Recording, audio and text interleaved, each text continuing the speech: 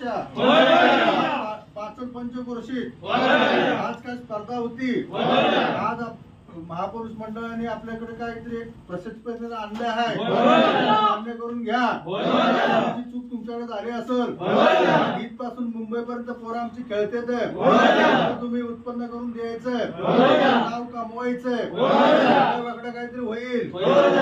5-25 मध्ये त्यांचं नाव कमवून तू द्यायचंय, तू तुझं नाव उत्कर्ष राहील, कोण जाईल त्याचं नाव प्रगतीपत्र आणून द्यायचं काम तुझं आहे।